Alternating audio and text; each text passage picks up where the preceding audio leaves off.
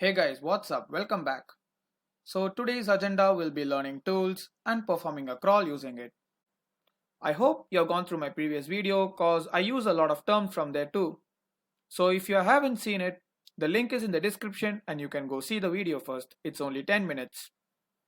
Today we'll be doing a lot of enumeration, which is information gathering to be precise. So no attacks today. Also, my plan was to complete the OffSAP's top 10 vulnerability program, completing all the trivial, easy, medium, hard, etc. in Juice Shop. And next, we try Hack the Box, which is comparatively tough, but then we'll get through it. So let's start with Burp Suite installation. This is a pro version, but you can download it for free. This is a file taken from my friend's channel CI Tech. Don't forget to pay a visit to his page. The keygen method works fine for me and it's not a scam. Link and password is in the description, and so I already downloaded the file, so I'll help you with the installation part. So now we are in the download section and we can see that we have downloaded the BurpSuite 2020. Extract this with the password given in the description and you get in. Now you'll find the application Burp Loader keygen. Open it. So now you run the installation from here. I won't be running the installation cause it's gonna disturb my pre-installed version. But then don't worry, I'll give the steps now. When you run the installation, you're gonna come across something called license. So paste it from the loader to the installation. Now click the next button and you'll find something called manual activation now. There you're gonna find an activation request and then you gotta paste from the installation to your loader over here. For the request you gave, you'll get a response over here. Now paste the response back to the installation and you're done with the installation part. Now one more caution for using BurpSuite. Use it through the loader, do not click the external app over here, cause if you do this it might unsubscribe your pack. Now as I already told you, you just click the run button for opening your BurpSuite Professional. Now this thing is not required, you can close it. And now temporary project, use burp defaults and then it's gonna start up your project. So you come to the screen. Now before starting up your BurpSuite, you need to do two things. One is set up your proxy, then two is download your certificates. So proxy, your intercept is gonna be switched off. And then now go to the Firefox, go to the options, and then there is something called network settings.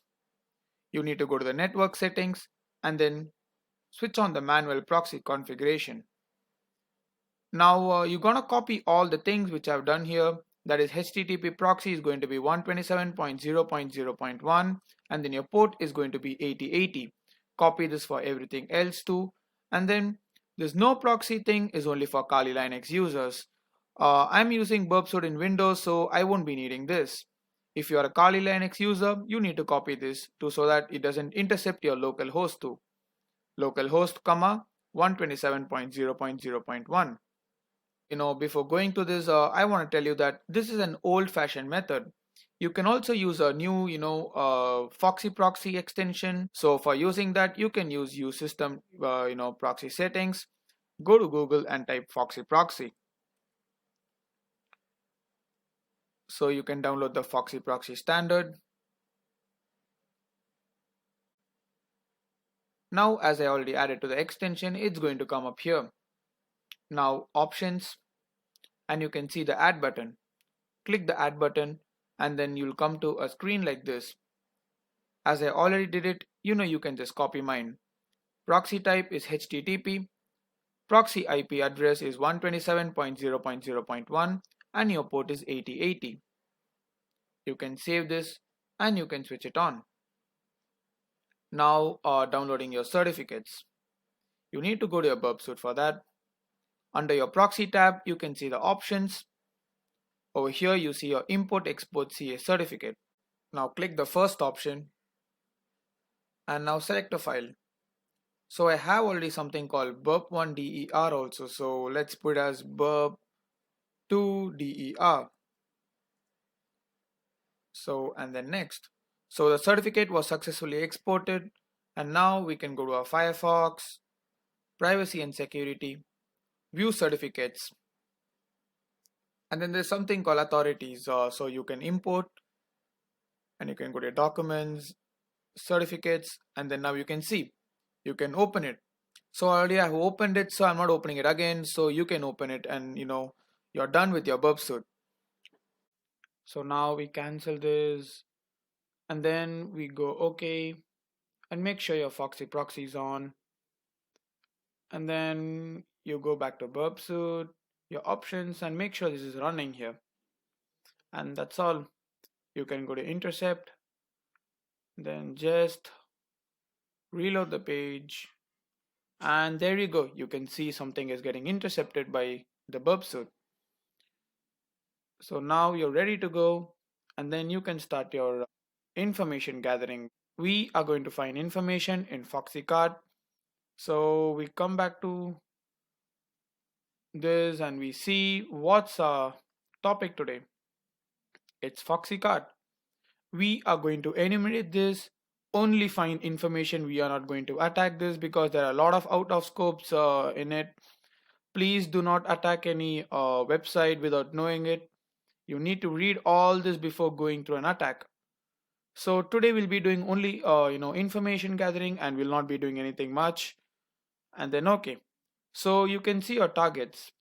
They gave you 5 targets in scope, and then other details maybe for out of scope. You should not be enumerating it, or you shouldn't be touching it. Okay, so we go back to burp suite, and then we now go to your target part, and then let's type foxycard.com. Let's close all this because it's not needed now. If you see your your Foxy proxy is being intercepted on this, so you forward this, forward this, and then go, and then you can see something's coming on your target now. Forward, just keep on forwarding until and then you can see now this is all started to come. Okay, so this is interesting. So cdn.foxycard.com and stuff like that has started to come. So what is our target? Our target is based on api.foxycard.com, admin.foxycard.com. So basically, there's a lot of subdomains, right? So for finding subdomains, we use an app called Sublister in Kali Linux. So now we go to the Kali Linux and we see how to use Sublister, and then we'll come to crt.sh. So now back again to Kali, and then we use the app Sublister. For that, we use the terminal. And first of all, we need to download the Sublister. For that, you use the command sudo apt install, and then we use Sublister. So it's 3 instead of an E, and then we go. For me, it's not a much of a process because it's already installed. If you install, it's gonna take a couple of minutes. Now we can use the app. We use Sublister, and then domain, and then we use foxycard.com. It's not going to take a lot of time. It's going to take a minute or so.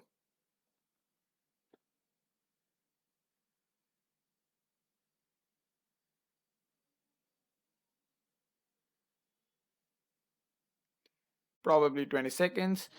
And then you have all the subdomains, and then unique subdomains found is 634. Wow. And then you have a lot of stuff here going on. I saw API for api.foxycard.com is in our in scope, and then we need to enumerate on it. And then this is a bit of finding. So the first step to do enumeration is find a lot of stuff. And then this is a bit of a finding, so you can find something interesting here. We will be doing a lot of things with subdomains later. Now there's an alternative to do this. You can use your srt.sh instead of the sublister. So there you go. You use a wildcard percentage dot, yeah, this one, percentage.foxycard.com, and then you search. So you get more info over here than your sublister, and this is your same thing. So this is again a bit of a finding, and then we can keep it. Subdomain, your certificates, and everything here. So we are good to go now. So we go back to BurpSuite and see what we can do now, because we found the subdomains. This is add your scopes, and then you see, enumerate, you find information, more information, and then yeah, we are good to go now. So back to BurpSuite, and you can see a lot of unknown stuff here. Most of them are just ads. So you need to filter it out. Before that, I already added the scope, right? Yeah, I've added. Now go to the filter, and then you can only show in scope items, and then you're good to go. Most of them would go because, and the one we have in scope is, okay, yeah, yeah. The one we have in scope is api.foxycard.com. So open link. Okay, so without going there, I would probably open it up in a new link.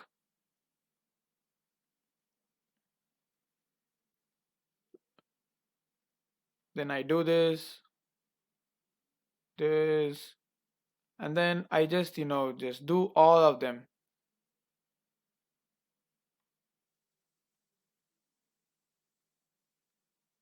and then you're good to go.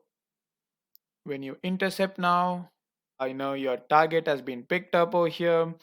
Wow, it's good. So you can see all of them here now. And then you can see this orange dot over here. This means that there is some issue in that site, which is probably header issues like yeah. So you can read it up here. You can read it up here. It gives you all the information about it. I recommend to go through this, so that you get a lot of knowledge about this. So we have district transport security not enforced. So these are all small findings, and then this won't help you a lot. Now you see here they use user agent, they use Windows NT10, Win64. Okay, so there's a bit of a finding here. Fingerprinting.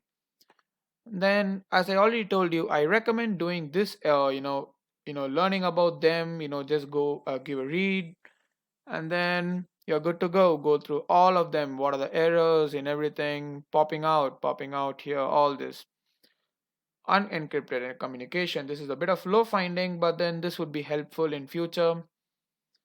Then we'll go through everything. Wait, this is also same thing, same. Okay, it's all the same. So cool. So they are lacking a bit of headers. So I would go and type securityheaders.com.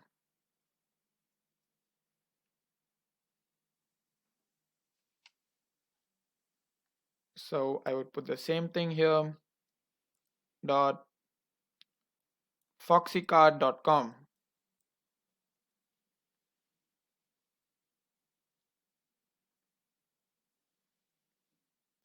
Okay, so there's a bit of problem in this site. So we'll get back to this later. Or I'll just try www.foxycard.com. It might work. Okay, so it worked. So they got a D for their headers, and it's not, we can see what it tells, missing headers. So okay, they lack all this secure, strict transport security, as we saw in BurpSuite, and then all this have been lacking. So this is a little bit finding again, and then again this is not going to help for bug bounties, but then this is a little bit of finding, so you can keep it. It can be used in future. This is just all fingerprints. So now we would be doing a crawl. So how to do a crawl, I'll be telling you. Before that, I would tell that web development is very important, because you need to understand what it means all here. So this is raw, and then you have your params, headers. So headers basically just makes it better, better looking. For the request you send, you get a response. So their server is Nginx, so that's been let out. It's a little bit of finding again. So there's a lot of information here. So you need to do a little bit of web development, to understand this. So next we go and we'll do a crawl. So for scanning, you just press the right click, select all, and then you just scan. So we are not going to do a crawl and audit. We are just going to do a crawl now. Crawl, and then you're good to go. So you go to your dashboard and you see that your crawl has started. It's going to take a lot of time, so I can do this now. Go to settings, resource pool, and you can create a new pool, and then you can just type in 100. I prefer 100. You can go more than that if your network is good. If you start seeing any errors coming, then you get errors over here, you stop it and you slow it down a bit. So this is going to take a lot of time. Also before that, if you see there's like a lot of things now, which is like in yeah, you can see there's a lot of things coming now, and then you can scan all this. So I'll give you a small homework, as it's going to take a lot of time. I'm not going to show what's that, but then I'll let it to you. You do the same site, only enumeration, do not attack, and then you go see what's the errors over here, go and give it a read over here, and then understand what each errors are. This is how you become good at hacking. Because if you really do a pen test without actually like understanding something, it's not going to be fun, it's going to be boring. So I'll let that thing to you, and now we'll go and learn a new tool called Nikto. I probably won't be using Nikto because it's gonna, ban me from using the site, because Nikto is a little bit powerful. It just gives a lot of script per minute, and then so it just bans us from the site. So I'm not gonna do a Nikto, but then I'll teach you what's a Nikto, what can you do with a Nikto. So coming back to Kali, I think this is the last tab we'll be trying today, Nikto. So going to the terminal and using Nikto. So you use the Nikto like this, HTTPS, then you type the website.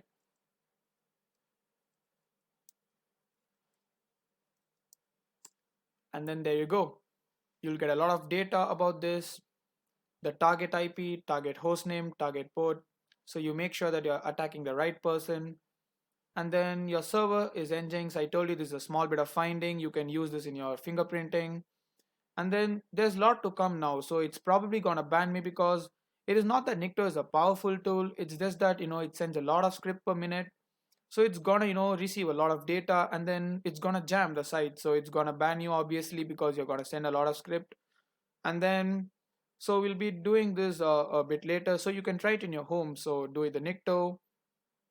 This is hunter.io. So this one is basically finds the patterns of email or username in the website, like foxycard.com, like how the username is or something like that.